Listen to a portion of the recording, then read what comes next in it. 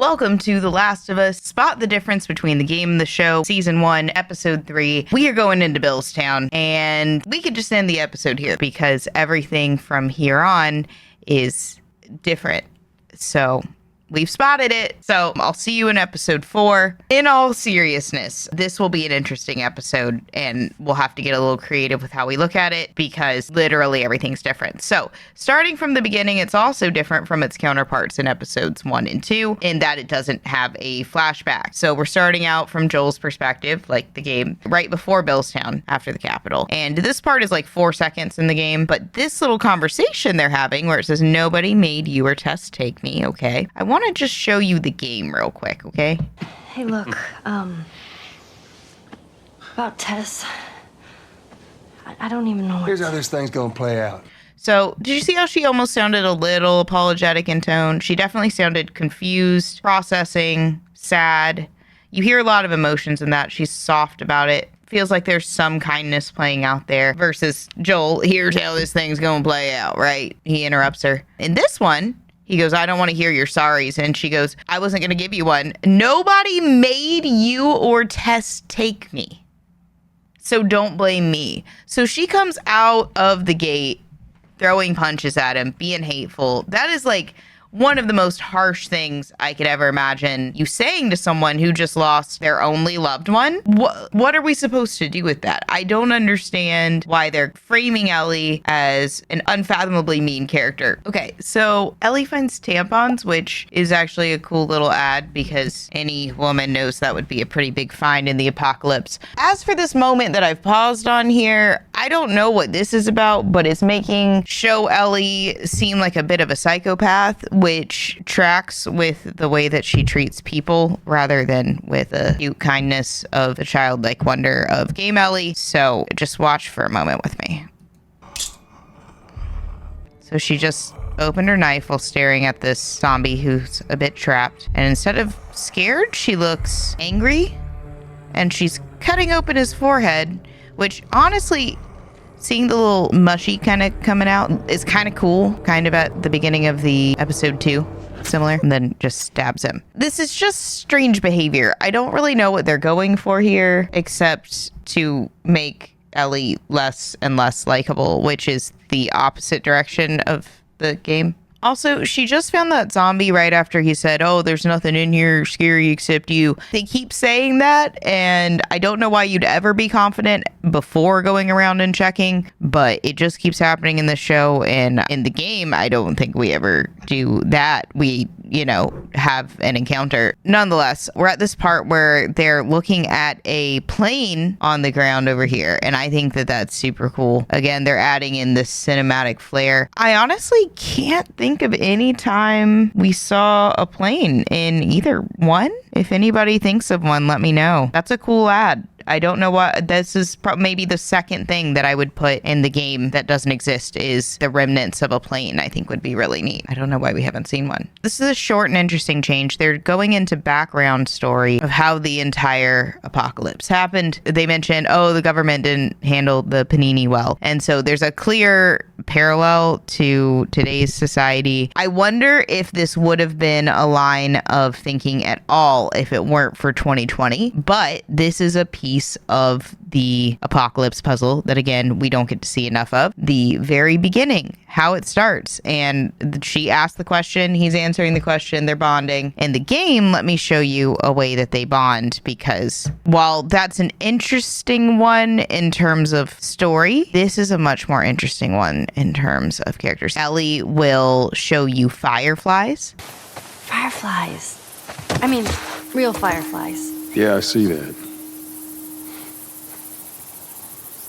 Sorry. I lost myself for a sec. And it's just like little moments like that. Little moments. Whereas here, she's finally asking questions and being curious. I guess not too little too late so far, other than her being a little psychopath.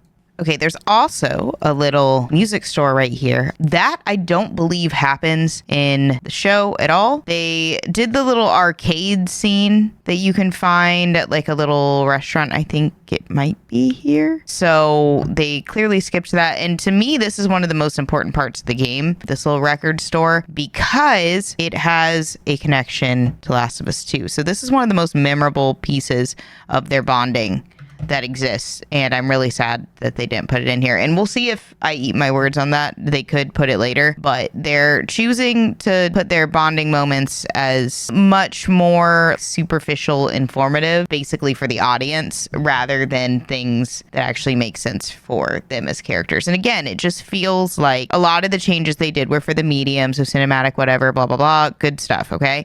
But it feels like they're ignoring the characters, and I don't understand. It feels like the show is ignoring the characters as much as I ignored the characters in what basically amounted to a speedrun light in that playthrough. I did that because I was playing a game, but why would you do that in a show where all you do is tell a story? I don't know.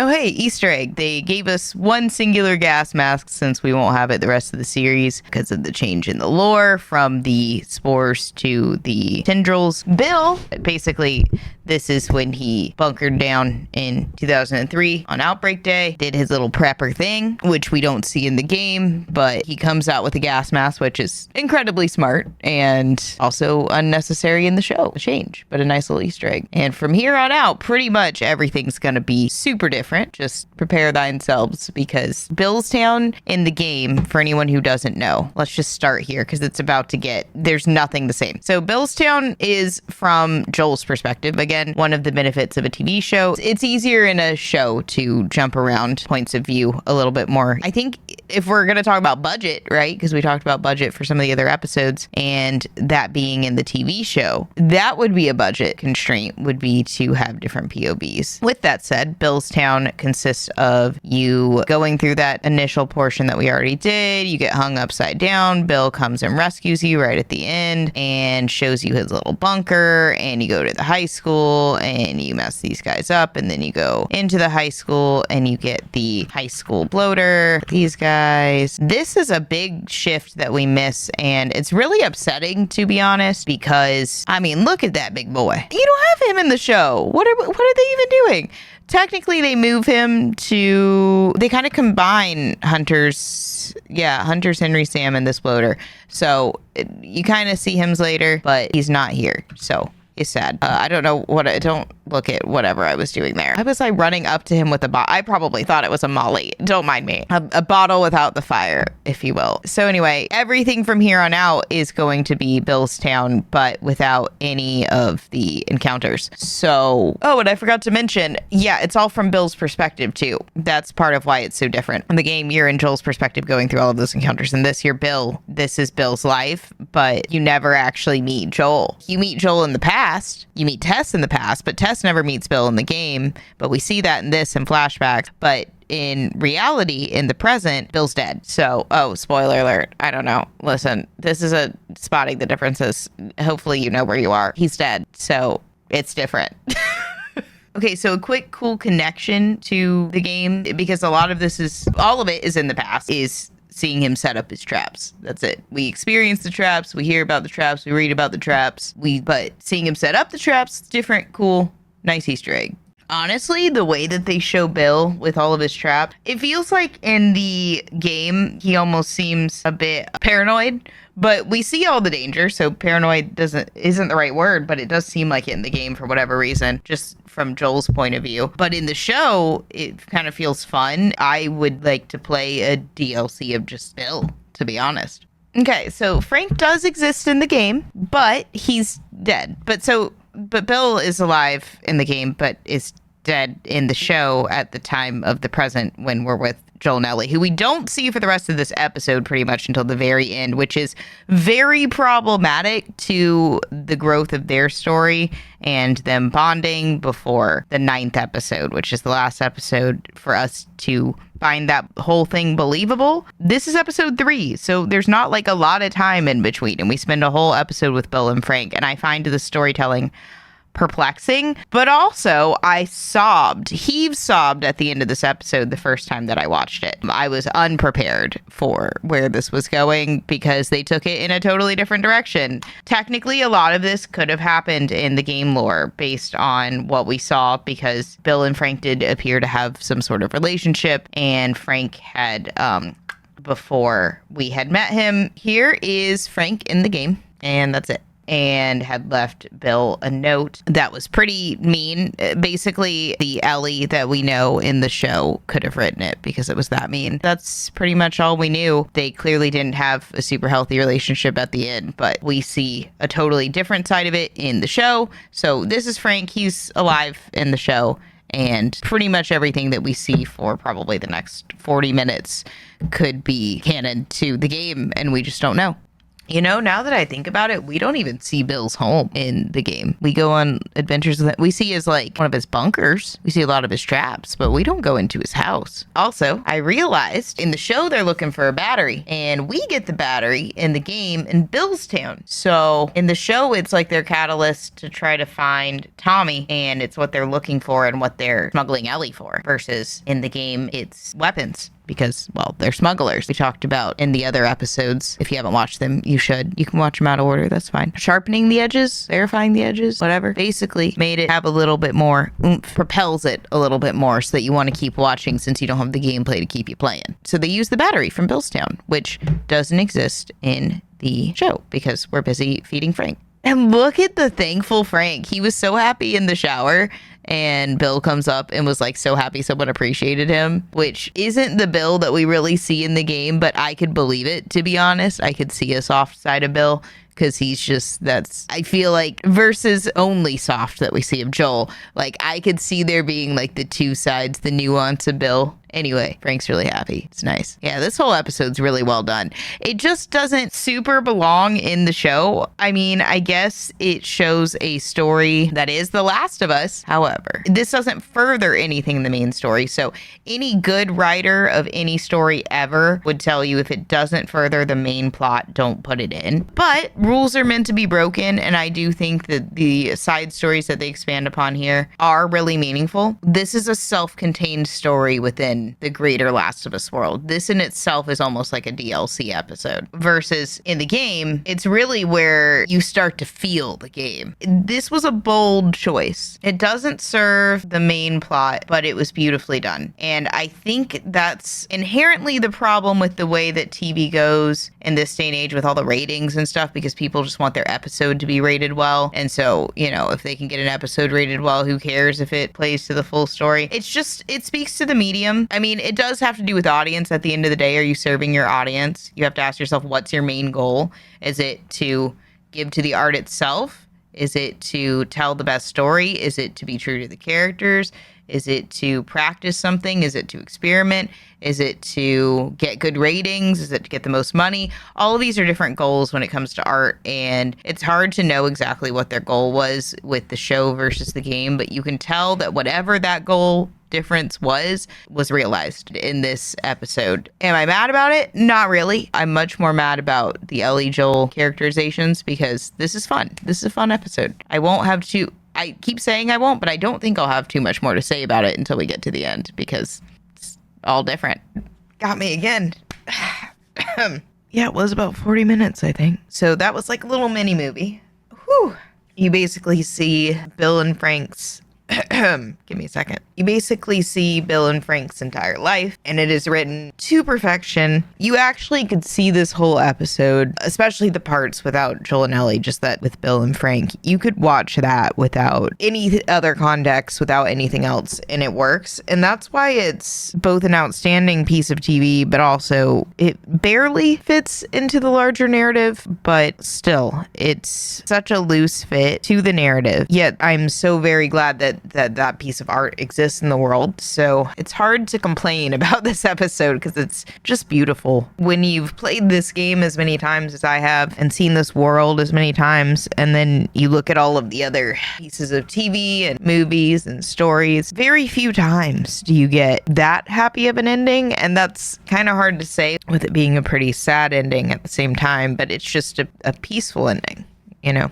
They lived a life of peace. They lived to old age, and that's more than pretty much anyone else in this series can probably say. So that's pretty much all you can hope for in the apocalypse. Bill, we leave alive in the game, which is surprising. We don't leave most people alive in the game, but actually, I remember in 2, I was really hoping that we'd see him again. Get the hip out of my town. We do.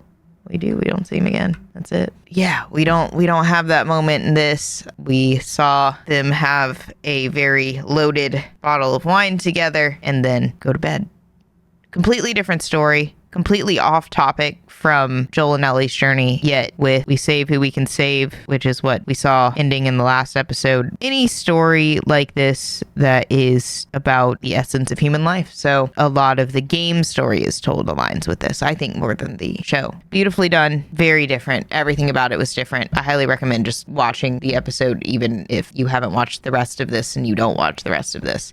Now, with that said, Bill in the game was a pivotal moment in them kind of learning the ropes for a lot of their journey and really solidifying what, outside of seeking the Fireflies directly, it was more of, hey, we have to keep moving. So let's see what the rest of this episode does in relation to that. So we are now in Bill's house, finding out what's happened. The game has us meeting Bill and going through a journey with him to get a car. And instead, the key has been given to us from Bill in an envelope that says to whomever, but probably Joel. Ellie's reading us the note. And in the note, there are words from Bill that are very, very, very different than the game. I don't mean just from Bill's point of view, but from the entire game's point of view. I saved him. That's like Joel in 2. There's a whole line about that in both the game and the show. But the rest of it is very much, we protect our people. We're here to protect. I found my one person to save. I hate everyone else. So it's very much like a heavy, heavy, heavy amount of foreshadowing.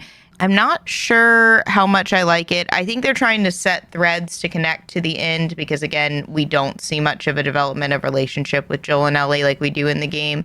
We don't spend that time with them. We don't see all of this journey.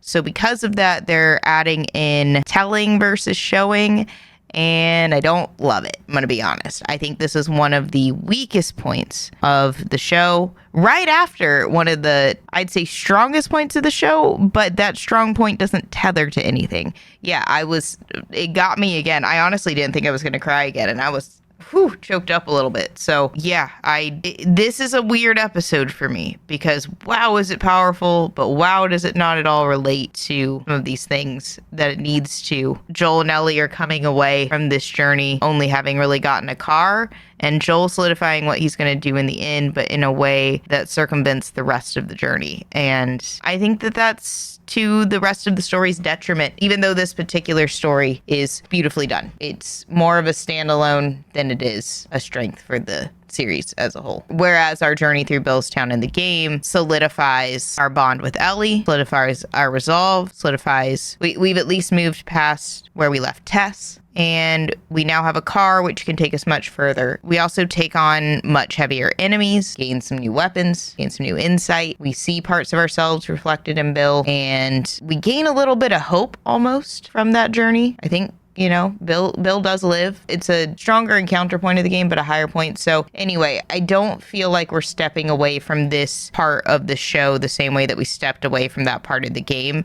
This one just feels a lot heavier, even though our protagonist did not go through that journey himself. Confusing. It's a confusing way of telling the story. I somewhat respect it. If I had to choose either, obviously, I would choose to have it the way that the game has it, game canon. However, I would also love if some of this canon was in there, or if this was just a side story for someone else. It doesn't have to necessarily be Bill's story. It's just a good story. So that's where I leave you with it. Let me see if there's anything else before we end the episode. Okay, so I will say the writing here connecting Tommy to the story is shoddy at best because it's purely convenient that he's going to look for Tommy and Tommy might be able to figure out where to take Ellie. Whereas in the game, he seeks out Tommy because he might know where to take Ellie. So it seems very convenient to the plot in this one. And this is kind of where the plot of finding Tommy goes out the window. There was really no reason for it at the beginning other than to solidify a stronger plot than them getting weapons for just their living. It was almost a red herring of sorts for the journey, and I don't particularly appreciate it. I wish it kind of had gone somewhere. Yeah, a